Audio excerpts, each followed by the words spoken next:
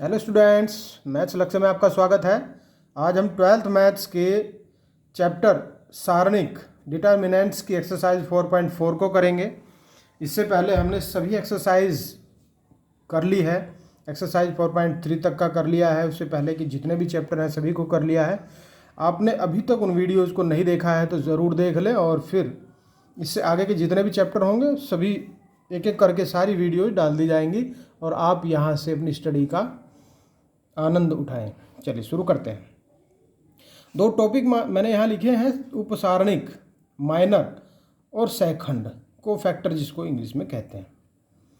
उपसारणिक क्या होता है इसके लिए थोड़ा सा शुरुआत कर देते हैं। जैसे कि आप ये जानते हैं कि कोई भी सारणिक AIJ की फॉर्म का होता है। ये कैसी फॉर्म होती है डिपेंड करती है ये उसके कॉलम और रो पर। जैसे ये होती है A11, A12, A13, A21, A22, A23, A31, A32 और A33। इससे खूब परिचित आप हो चुके हैं। A11 का मतलब वो अवयव जो पहली लाइन पहली रो में हो। जैसे मान लीजिए यहाँ देखिए, यहाँ ये है दूसरी रो का तीसरी कॉलम का। देखो पहले रो फिर कॉलम, तो देखो है कि नहीं, देखो दूसरी रो है तीसरा कॉलम है, बिल्कुल सही है। तो इस प्रकार से आप पहले परिचित हो चुके हैं। पहले मैंने बता दिया है लेकिन फिर भी एक बार मैं रिमाइंड कर रहा हूँ कि ये एक डिटर्मिनेंट आपके सामने है और इस फॉर्म में हमेशा होता है। अब इसके बाद देखिए उपसारणिक किसे कहते हैं। सारणिक तो ये हो गया कि ये सारणिक है, लेकिन उपसारणिक क्या होता है एक बार फिर समझिए। जैसे मान लीजिए मैंने एक अवयव लिया A11, A11 के लिए या का भी कह सकते हैं, A11 का सारणिक उपसारणिक, हाँ उपसारणिक की बात हो रही है ना। उपसारणिक जिसको हम माइनर कहते हैं, तो वो क्या बनेगा यहाँ से। तो देखिए जिसके लिए भी हम निकाल रहे हैं हम उसी के आगे के उसी के नीचे के, या ये कहो कि इसके आमने सामने ऊपर नीचे वाले हटा दो। ये हटा दिया, ये हटा दिया,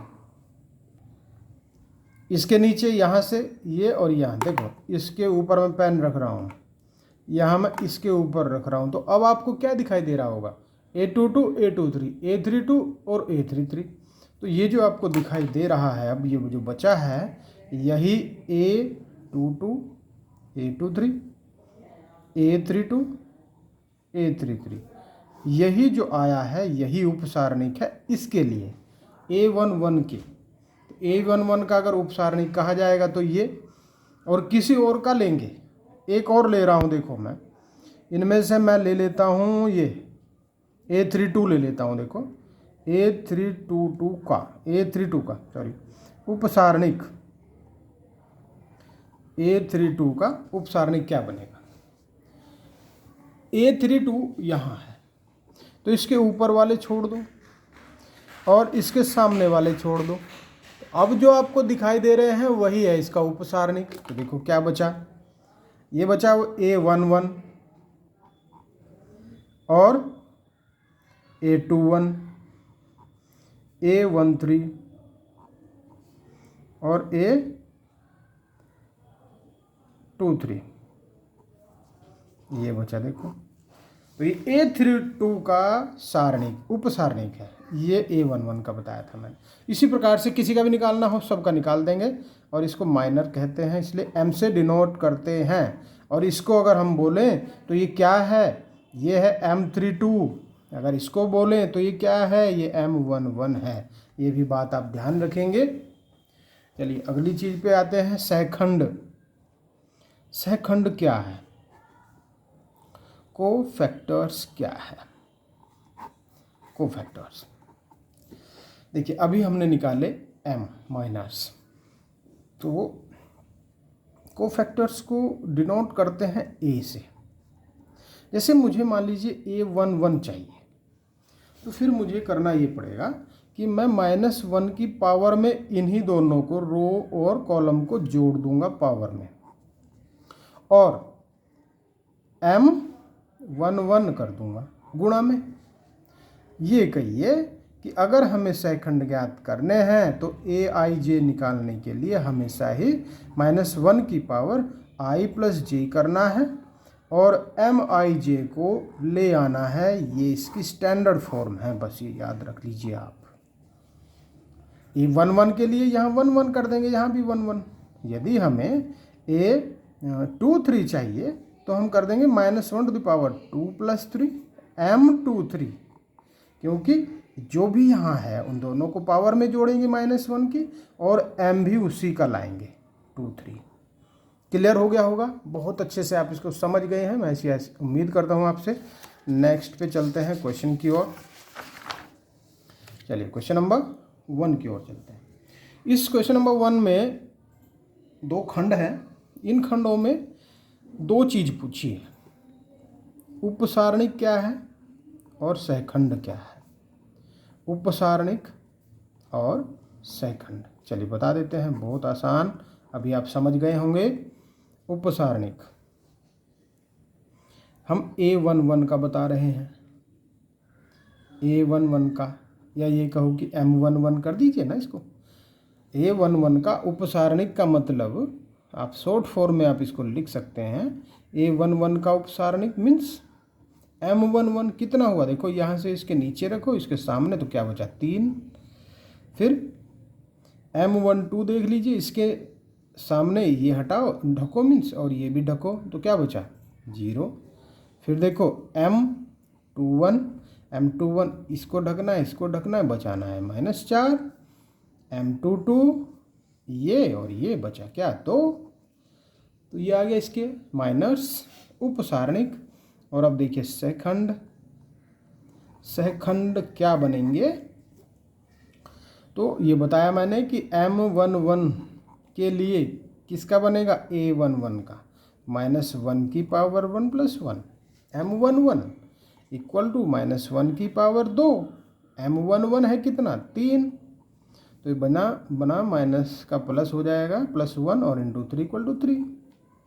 फिर A12 बनाएंगे तो -1 की पावर कितना, इन दोनों को जोड़ दो, M12 मल्टीपल कर दो, -1 की पावर 3, M12 है 0, ओवरऑल 0।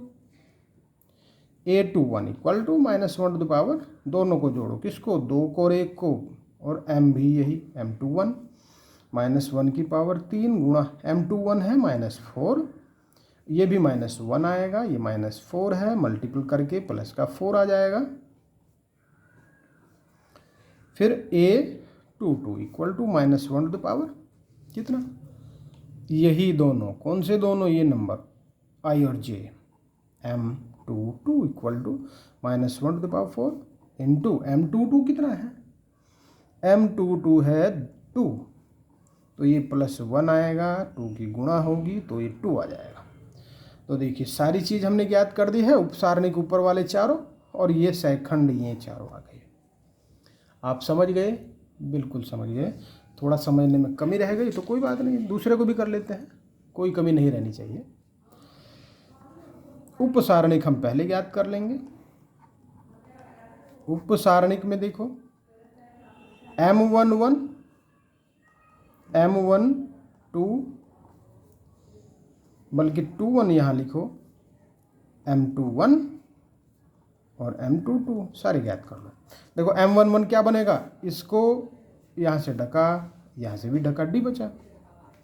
M21 यहाँ से देखो, इसको ढका बचा B, इसके लिए यहाँ से C बचा, इसके लिए इसको ढका A बचा। सारे अवयव तो सेम आ जाएंगे लेकिन प्लेसिंग चेंज हो जाती है।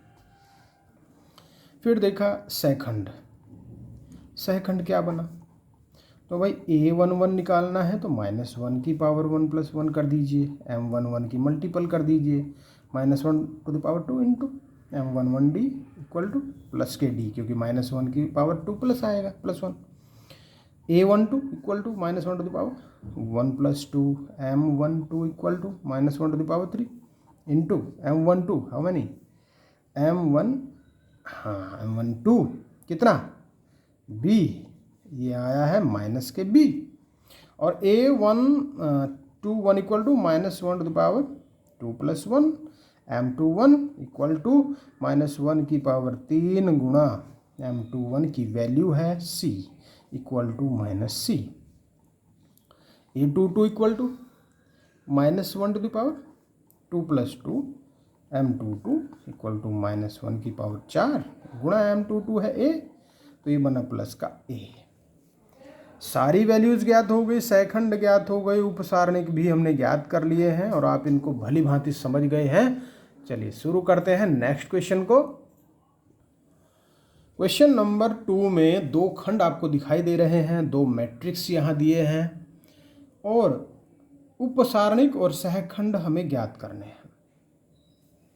उपसारणिक और सहखंड यहाँ पे ज्ञात करने हैं। तो नॉर्मली ये जो दिए हैं ये मैट्रिक्स नहीं बल्कि सारणिक हैं, डिटर्मिनेंट्स हैं, तो आप इनको थोड़ा ठीक कर लीजिए, ये मेरे से लिखा गया है। चलिए सही शुरू करते हैं। इसमें ये जो फर्स्ट है मैं ये आपके लिए छोड़ रहा हूँ, जो सेकंड है सेकंड मैं करता हूँ आपके लिए, समझाता हूँ, आप समझिए बहुत ध्यान से।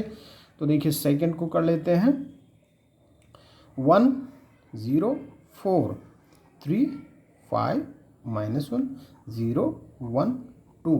ज्ञात क्या करना है? तो ज्ञात करना है उपसारणिक और सहखंड। तो देखिए उपसारणिक, सारे उपसारणिक हम इनके ज्ञात कर लेंगे। चलो पहले उपसारणिक ज्ञात कर लेते हैं।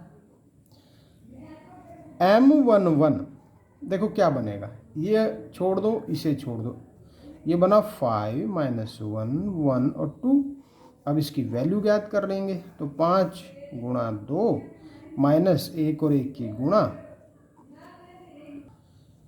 देखिए यहाँ पर 5 दूनी 10 और माइनस की मल्टीपल +1, तो ये बन जाएगा 11।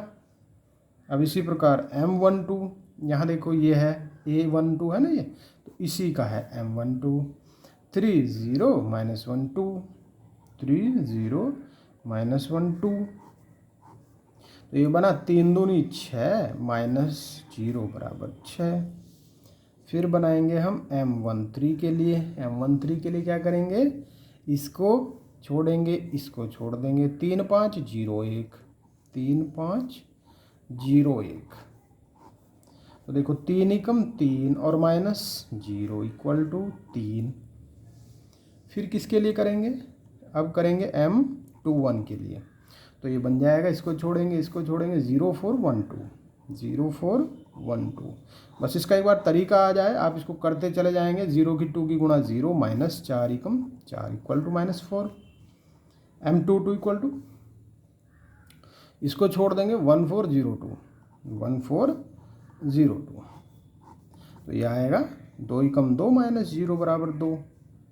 फिर M23 पे आओ, इसको करेंगे, ये आएगा 1 0 0 1 1 0 0 1, तो ये बन जाएगा 1 एकम 1 -0, ये 1 आ जाएगा। अब निकालेंगे M31 में किसको छोड़ना है, 0 के, जो 0 है 0 के ऊपर के और 0 के सामने के, तो 0 4 और 5 -1। इसके 0 की गुणा करेंगे -1 में, 0 5 चौके 20, ये बन जाएगा -20। और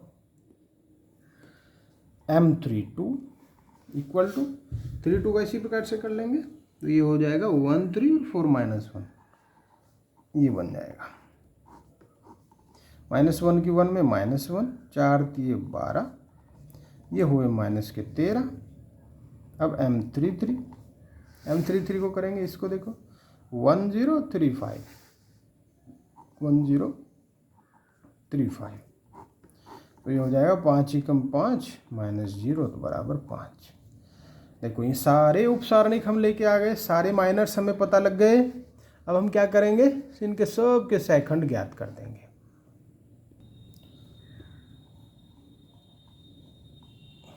सहखंड देखो क्या आएगा, A11 का आएगा -1 की पावर 1 + 1 M11, तो -1 की पावर कितने 2, और M11 की वैल्यू हमने निकाल ही रखी है 11, तो ये आएगा प्लस के 11। फिर A12 -1 की पावर 1 + 2 M12 आएगा, ये हो जाएंगे पावर 3 और M12 की वैल्यू 6, तो ये -6 आ जाएगा। A13 -1 की पावर 1 + 3 M13, ये -1 की पावर 4 आएंगी और M13 की वैल्यू 3 आएगी, तो ये प्लस के 3 आएंगे। फिर A21 निकालिए। A21 के लिए -1 की पावर 2 + 1 M21 = -1 की पावर 3 और M21 की वैल्यू -4, तो -1 गुणा -4, इन दोनों की मल्टीपल 4 हो जाएगी। A22 -1 की पावर 2 + 2 M22 -1 की पावर 4 और M22 की वैल्यू है 2, तो ये बन जाएगा प्लस का 1 गुणा 2 बराबर 2। A23 -1 की पावर 2 + 3 M23 -1 की पावर 5 और M23 बना 1, वो हमने वैल्यू ज्ञात कर रखी हैं सारी, तो ये -1 × 1 = 1। ठीक है, देखो -1 की पावर को भी अगर आपको कंफ्यूज हो रहा है तो जब सम होती है पावर तब वैल्यू प्लस आती है +1, जब विषम होती है तो वैल्यू -1 आती है। बस इतनी बात आप इसमें ध्यान रखिए और इसको वैल्यू रखते चले जाइए। A31 ज्ञात करना है तो -1 की पावर 3 + 1 M31 = -1 की पावर 4 गुणा M31 की वैल्यू हमने ज्ञात की है -20 बराबर +1 गुणा -20 बराबर -20। A32 ज्ञात कर देंगे, -1 की पावर 3 + 2 M32 = -1 की पावर 5 गुणा M32 की वैल्यू है -13, तो ये -1 आया और -13 की गुणा प्लस के 13 आ गए।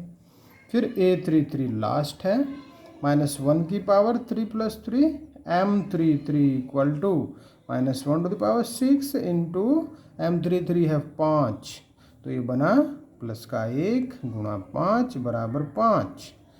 तो देखो सारे सहखंड हमने ज्ञात कर दिए, सारे ही उपसारणिक ज्ञात कर दिए। इस प्रकार से जो आपका पहला खंड मैंने आपके लिए छोड़ा है आप उसको जरूर कर लें और बहुत अच्छे से प्रैक्टिस आप इसकी कर पाएंगे।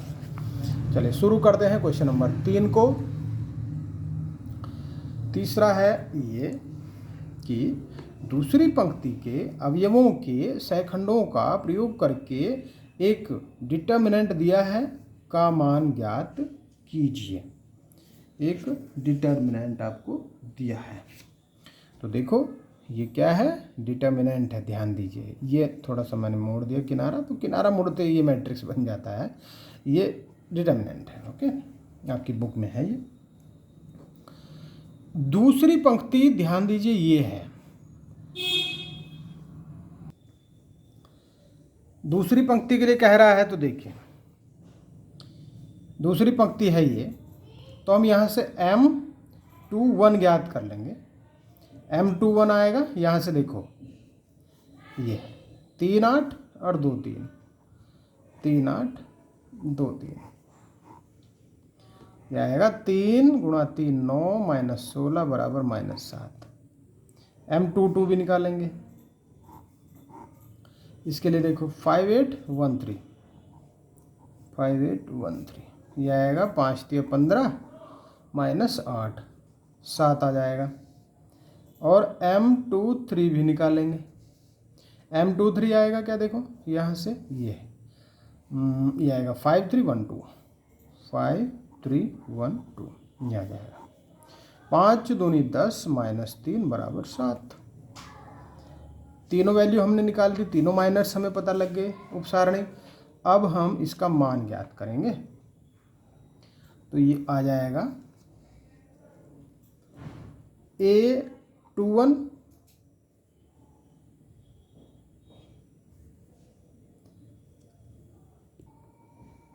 Into A21 plus A22 into A22 plus A23 into A23, ठीक है, ये आ जाएगा।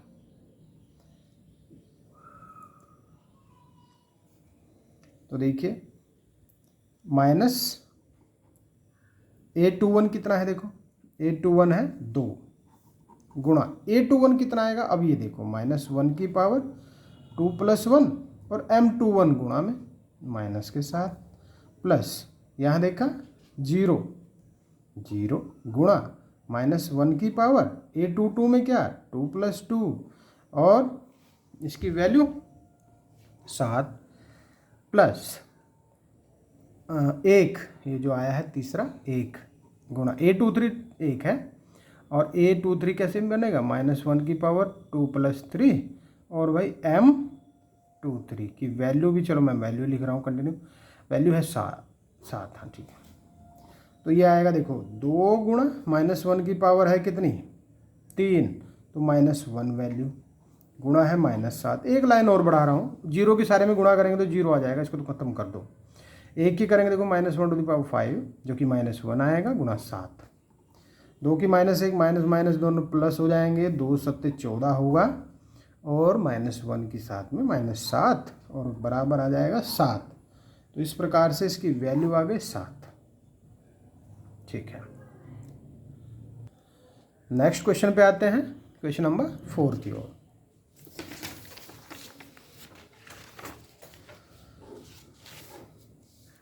तीसरे स्तंभ के अवयवों के सहखंडों का प्रयोग करके इसको निकालना है। देखो क्वेश्चन नंबर 3 में मैंने m निकाले थे, पहले m निकाले फिर जाकर सूत्र में रखा और सूत्र में ही फिर a निकाल दिए। तो एक काम और हो सकता है कि हम पहले ही a निकाल दें, ये भी ठीक चल जाएगा काम। तो चलिए पहले हम इस बार a ही निकालते हैं। तीसरे का निकालना है, स्तंभ तीसरा ये है, ये वाला पूरा। तो और यहाँ भी हमने क्या लिख दिया है, मैट्रिक्स कर दिया है, सारणिक है ये। इसका करना है हमें चाहिए a11 के लिए -1 की पावर 1 + 1 और m11 चाहिए -1 की पावर 2। m11 ले लो यहाँ से, m11 कैसे आएगा देखो, इसे हटाओ इसे हटाओ, बचा 1y 1z। तो ये हो जाएगा -1 की पावर 2 तो +1 हो जाएगा और ये z - y आ जाएगा, जो कि ओवरऑल आ गया z - y। अब निकालिए a11 नहीं, ये a13 होना चाहिए था। चलिए 3 कर देते हैं, यहाँ 3 कर देते हैं, यहाँ 4 कर देते हैं, तो ये तो सेम वैल्यू आएगी, इसमें कोई फ़र्क नहीं पड़ा। बट हाँ ये ज़रूर करना है 2 3 है ये। दूसरे का तीसरा कॉलम -1 की पावर 2 + 3 m23 इक्वल टू -1 की पावर 5 m23 देखो क्या आएगा, यहाँ से इसको हटाओ बचा 1x और 1z 1z। तो ये बना -1 की पावर 5 तो -1 आएगा और ये z - x, ये हो जाएगा z - x। तो इसको सही करके लिख सकते हैं x - z, माइनस की 1 की जब गुणा करेंगे तो x - z। फिर a33 भी हमें चाहिए, -1 की पावर 3 + 3 और m33 -1 की पावर 6 और m33 वैल्यू देखो, m33 क्या आएगा, यहाँ से 1x 1y आ जाएगा।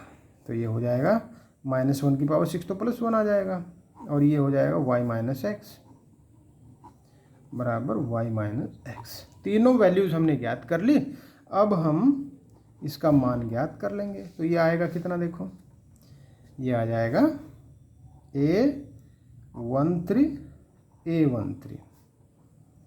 a23 और a23, स्मॉल और कैपिटल। स्मॉल अवयव है और ये क्या है, सहखंड है, प्लस a33 तो a33 a13 कितना, a13 देखिए ये है yz और a13 है कितना z - y, a23 है कितना zx और a23 है कितना x - z, a33 है कितना xy और यह है y - x। अब इनकी हम गुणा कर लेंगे, ठीक है, z - y।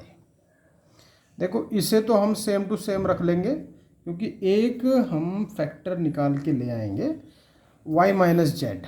इसको थोड़ा सा और सरल कर लेंगे। वैसे तो सीधा गुणा भी कर देंगे तो चल जाएगा, लेकिन फिर भी कभी कभी सिद्ध करने के लिए भी आ जाता है कि इसके बराबर ये सिद्ध करके दिखाइए।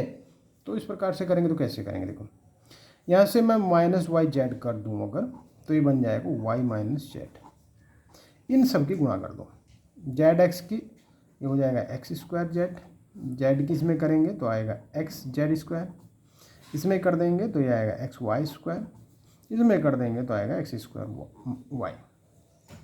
इसे नहीं छेड़ेंगे क्योंकि हम लाना चाह रहे हैं इन दोनों का जोड़ा बनाकर y माइनस जेड को बाहर निकालना चाह रहे हैं। तो फिर ये कैसे होगा, देखो इसमें किसके साथ लेंगे, एक्स स्क्वायर जेड के साथ। किसे लेना चाहिए हमें, एक्स स्क्वायर वाई को। तो हमें y माइनस जेड लाना है तो हम पहले माइनस एक्स स्क्वायर वाई को ले लेंगे और फिर इसको ले लेंगे एक्स स्क्वायर जेड को। y माइनस जेड ही लाना है तो इनमें देखो हमें क्या लाना चाहिए, दोनों में पहले एक्स वाई स्क्वायर और फिर x z square minus y z y minus z. इन दोनों में एक्स स्क्वायर बाहर लेंगे, बचेगा वाई माइनस जेड। इन दोनों में एक्स बाहर लेंगे, बचेगा y square minus z square. देखो y माइनस जेड यहाँ कॉमन, यहाँ आ सकता है, यहाँ भी कॉमन। क्या यहाँ से आ सकता है, तो बिल्कुल आ सकता है। एक लाइन हमें ज़रूर बढ़ानी पड़ेगी। लाइन ये है कि इन दोनों में कोई भी अंतर नहीं आएगा, ना तो इसमें ना तो इसमें। इसमें ज़रूर आ जाएगा, इसे हो जाएगा y माइनस जेड और y प्लस जेड। अब देखो यहाँ भी है, यहाँ भी है, यहाँ भी है, तीनों ही पेयर्स में है। y माइनस जेड बाहर लेंगे, बचेगा minus y z minus x square और plus x into y plus z. चलिए एक बार और इसका कर देते हैं, y माइनस जेड है, फिर इसको माइनस वाई जेड और माइनस एक्स स्क्वायर, इसको भी गुणा कर देंगे, एक्स वाई हो जाएगा प्लस एक्स जेड हो जाएगा। एक फैक्टर और करना है, y माइनस जेड सेम रखेंगे अभी, minus y z minus x square. देखो माइनस वाई जेड के साथ किसको ले लें, एक और बन जाएगा x minus y into y minus z, z minus x. Minus y z के साथ हमें लेना चाहिए ये एक्स जेड प्लस का एक्स जेड। तो जेड बाहर ले लेंगे देखो, और एक्स माइनस वाई आ जाएगा। ठीक है, फिर इन दोनों में से हम क्या ले सकते हैं, एक्स ले सकते हैं, तो एक्स माइनस वाई आ जाएगा। तो माइनस एक्स स्क्वायर को पहले लिख रहा हूँ मैं, फिर प्लस एक्स वाई आ जाएगा। देखो y माइनस जेड है, फिर इन दोनों में से मैंने लिया z, तो ये बन जाएगा x माइनस वाई। इन दोनों में से मैंने लिया x, तो बना x माइनस वाई। बस हमारा काम लगभग समाप्त हो गया। अब ये हो जाएगा y माइनस जेड, इन दोनों में से x माइनस वाई, बचा z माइनस एक्स। इसको सही क्रम में लिख दो, वैसे तो कोई ज़रूरत नहीं, लेकिन फिर भी लिख देंगे तो अच्छा लगेगा। x माइनस वाई पहले लिख दो, फिर y माइनस जेड को लिख दो, फिर z माइनस एक्स को लिख दो। इस प्रकार से जो आंसर आया बहुत अच्छा सा सजावट से लग रहा है। लेकिन हाँ, अगर सीधे मान के लिए आता है तो आप इसको यहाँ भी छोड़ सकते हैं, यहाँ गुणा करके भी छोड़ सकते हैं। ओके, चलिए नेक्स्ट पे आते हैं। क्वेश्चन नंबर 5, यदि एक डिटर्मिनेंट दिया है, डिटर्मिनेंट दिया है, इस डिटर्मिनेंट में क्या कहा है इसने कि ए आई जे का सहखंड है ए आई जे। ये तो पता ही हमें, हमने खूब डिस्कस कर लिया है। तो डिटर्मिनेंट का मान निम्नलिखित रूप में व्यक्त कीजिए। इस डेट का मान निकालना है, तो कैसे निकालेंगे, देखो इसकी कितनी वैल्यू हो सकती है। 4 ऑप्शन यहाँ दिए हैं। सही ऑप्शन क्या बनेगा, तो देखिए अगर हम लेते हैं इस रो के अकॉर्डिंग, तो A11 के साथ कैपिटल A11, A12 के साथ कैपिटल A12। देखो मैं लिख रहा हूँ कि अगर मुझे प्रथम पंक्ति के अनुसार चाहिए,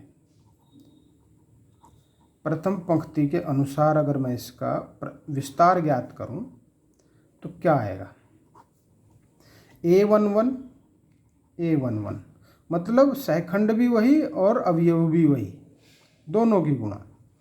A12 A12 सहखंड भी वही और अवयव भी वही। A13 ये आ गया। अगर मैं दूसरी के अकॉर्डिंग देखूँ तो A21 plus A22 plus A23 तो देखो ऐसा कोई ऑप्शन लग रहा है जिसमें सेम टू सेम हो। देखो 1131 गलत, नहीं चलेगा। 1111 हाँ ये चल सकता है। 1212 ये तो 21 आ गया, ये भी नहीं चलेगा। 2111 ये भी नहीं चलेगा। देखो ये चलेगा A11 A21 A31 बिल्कुल सही है राइट आंसर। तो डी A11 A21 A31 और ये आप बिल्कुल इसको कर लेंगे। यदि आपने एक्सरसाइज को अच्छे से पढ़ लिया है तो ये ऑप्शनल क्वेश्चन कुछ भी नहीं आपके सामने। इस प्रकार से देखिए हमने एक्सरसाइज को कर लिया है और आप इसको बहुत अच्छे से समझ गए हैं। नहीं समझा है तो आप दोबारा से इस वीडियो को देख सकते हैं, कोई समस्या नहीं। और इससे पहले की वीडियोज नहीं देखी हैं तो उनको भी देख लें। और यदि ये वीडियो आपको लाइक आती हैं तो लाइक ज़रूर करें, सब्सक्राइब कर दें यदि अभी तक नहीं किया है, बेल आइकन प्रेस करें, कमेंट कर दें और शेयर करें अपने दोस्तों को, साथियों को। Okay, thank you.